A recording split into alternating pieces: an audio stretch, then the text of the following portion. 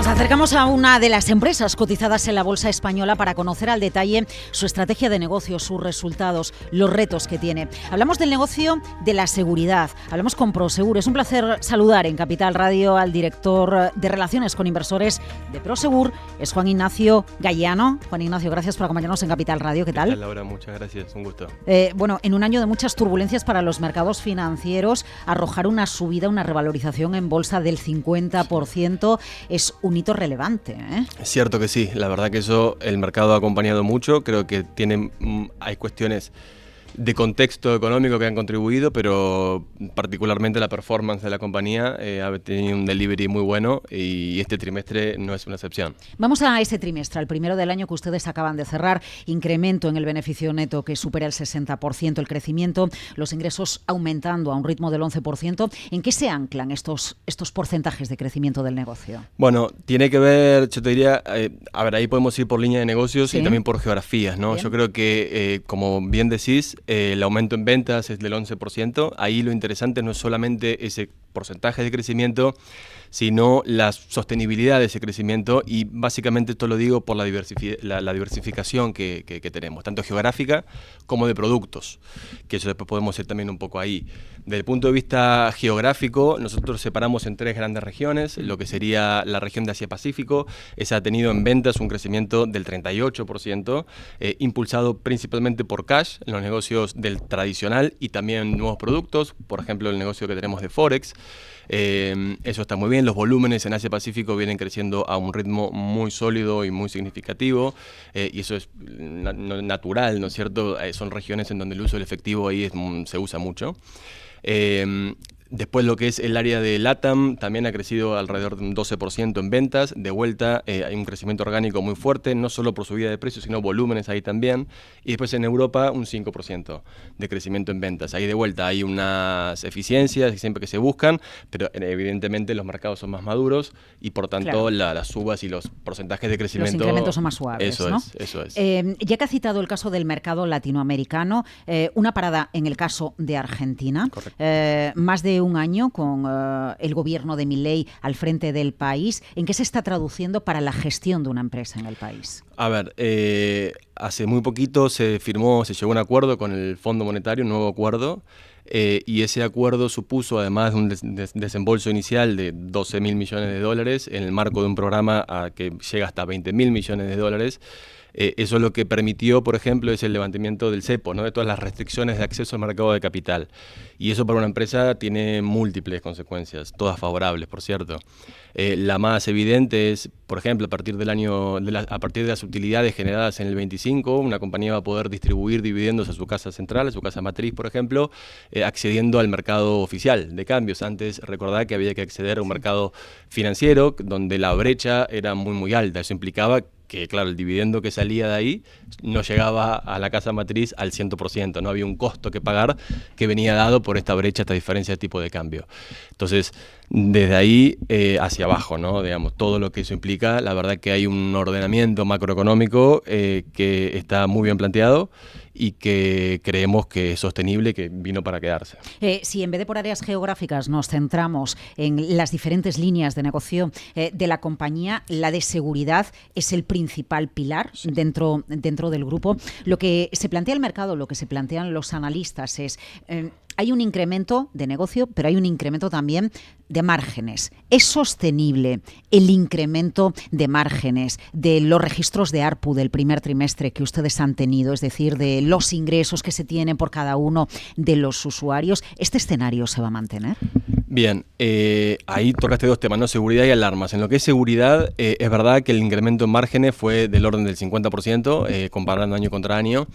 Es sostenible, sí, la tendencia, se va a seguir creciendo, y este año nuestras proyecciones, en nuestro presupuesto, estamos viendo un crecimiento en márgenes respecto del año pasado.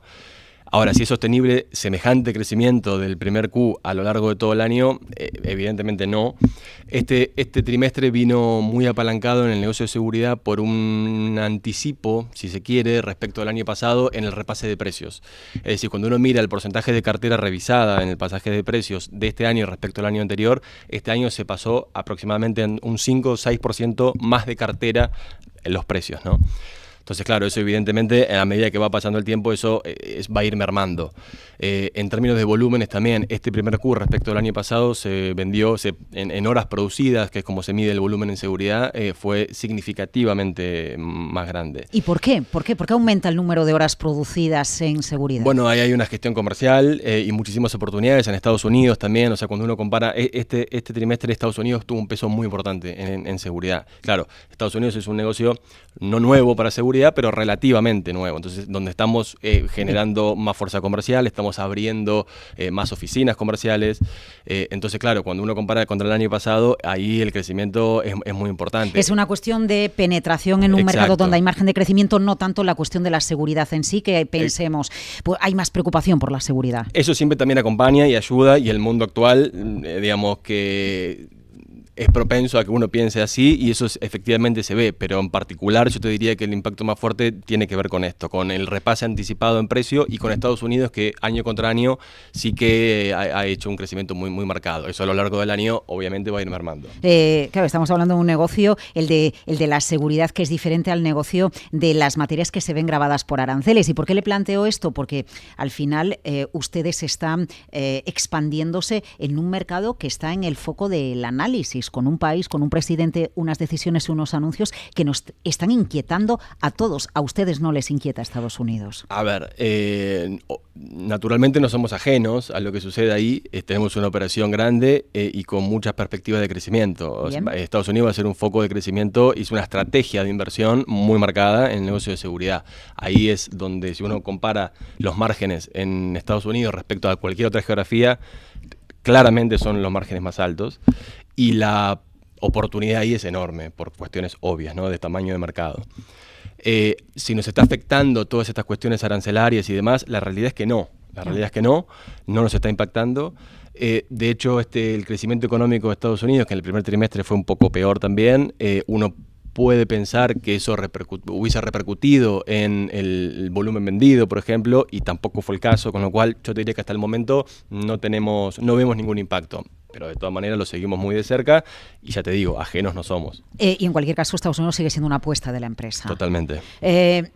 Cuando miramos a Estados Unidos, o de lo que estamos muy pendientes en el caso de Estados Unidos, y lo hemos estado desde el 20 de enero, que Donald Trump se hace cargo de la presidencia de los Estados Unidos, es de la volatilidad que hemos visto, de la caída que hemos visto en el dólar estadounidense. Como el resto de monedas, el resto de divisas se referencian al dólar estadounidense, pues al final ha acarreado una volatilidad en el mercado de divisas. Sí. ¿Cómo gestiona esa situación la empresa? A ver, la principal gestión ahí es la diversificación geográfica. De vuelta, volvemos a la bondad de la diversificación geográfica, en buena parte por eso, ¿no? En la medida de si uno tuviese todo en una única región en donde se devalúa, el impacto sería enorme. Entonces, cuando uno diversifica, eso se mitiga y se mitiga mucho. Respecto al tipo de cambio, históricamente Argentina ha sido el gran dolor de cabeza. Esa situación hoy está controlada, con lo cual eso ayuda y ayuda mucho. Es cierto que lo que pase con el dólar, ahí sí que no somos ajenos, porque de vuelta, a ver, el volumen en Estados Unidos traducido en euros evidentemente caería si continúa una devaluación del dólar. Y también lo que sí es cierto, y seguimos muy de cerca, es que típicamente una devaluación del dólar suele traducirse también en movimientos, en devaluaciones de monedas, sobre todo latinoamericanas. Entonces, ahí eso sí podría eventualmente tener un impacto, lo seguimos muy de cerca. Por el momento tampoco es que estamos viendo que se traduzca en un impacto negativo, ¿no? Usted al principio citaba el área de Prosegur Cash, ¿no?, y el uso de efectivo. Nos decía, es que en Asia todavía hay más costumbre del uso de efectivo. Claro, ¿cómo se prepara una empresa que gestiona el efectivo precisamente en un mundo que, sobre todo en Occidente, salvo el día del apagón que tuvimos, que nos dimos cuenta de la importancia del cash, estamos tendiendo a los pagos electrónicos? En Europa se habla del euro digital. ¿Cómo se va incorporando el cambio que estamos atravesando con la digitalización al respecto? Está muy bien eso. Ahí hay dos cuestiones. Una es que, si bien es cierto que el share en el uso del efectivo respecto de otros medios digitales va cayendo sostenidamente, cuando uno mira el volumen en términos absolutos en el nominal del efectivo, ese va aumentando. ese va aumentando, porque en definitiva el efectivo es una suerte de aceite en el engranaje, ¿no? En el motor de la economía. Entonces, por tanto, en la medida que haya crecimiento económico, necesariamente el dinero en circulación va a ir aumentando, en menor proporción que otros medios, ¿no? Que otro tipo de pagos. En la medida en que haya pocos jugadores y uno sea muy eficiente, bueno, uno puede monetizar y capitalizar ese incremento, pero de todas maneras sí que es una preocupación, si se quiere. Ahora, ¿cómo se soluciona en mercados más maduros, como por ejemplo Europa, con tecnología, básicamente con nuevos productos, con lo que nosotros llamamos productos de transformación? Entonces, ahí nosotros tenemos todo un abanico de productos que de alguna manera mitigan este impacto. ¿Como por ejemplo? Como por ejemplo las cash todays, como por ejemplo el negocio de Forex, como por ejemplo las wallets que tenemos, sobre todo en Latinoamérica. Es decir, hay todo, y ahí vamos a la diversificación de productos que hablábamos antes. No solo es geográfica la diversificación, sino de productos. La geográfica para mitigar cuestiones como las que estábamos comentando recién, y la de producto principalmente para atacar este tema. Y dos cositas muy rápidas, dos asuntos que le quería plantear, señor Galeano. Uno, en el negocio de alarmas, pregunta concreta ya que lo citamos antes, pero pasamos de soslayo. ¿Hay margen de crecimiento en el negocio de las alarmas? ¿O cuál es la evolución? Porque ahí se está incorporando mucha tecnología, no sé cómo está impactando la inteligencia artificial.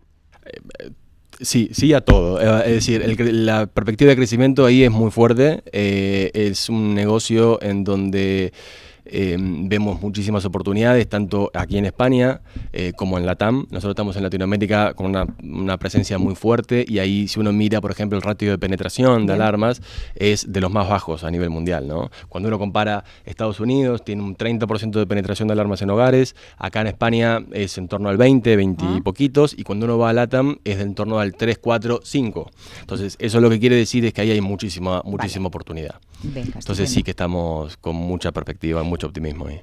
Y lo que le importa a los inversores, bien que la acción acumula una subida superior al 50%, lo que llevamos de 2025, sí. ¿Qué pasa con la política de retribución al accionista al margen de lo anunciado por ustedes? ¿Hay margen para que la retribución al accionista pueda incrementarse? Sin duda. A ver, en lo específico, lo que se anunció días atrás en la Junta General de Accionistas, ahí el incremento en el dividendo va a ser del 5% respecto al dividendo pagado el año anterior. Y si hay margen de crecimiento futuro, naturalmente, eso en la medida en que la generación de caja vaya aumentando, y así lo está haciendo, y así lo prevemos también nosotros, el dividendo naturalmente acompañará ese crecimiento en generación de caja. Si bien nosotros no tenemos una política de dividendos definida, cuando uno ve la historia, lo único que ve es que el dividendo fue creciendo, con lo cual, en ese sentido, somos un poco preso de la historia, ¿no? Pero sí, la política de dividendos, si bien no existe formalmente, sí que lo que vemos es que crezca. Empresas cotizadas en el sector de la seguridad, Prosegur, muchísimas gracias, director de Relaciones con Inversores de Prosegur, Juan Ignacio Galeano, por acompañarnos en Capital Radio. Gracias a ustedes, un gusto.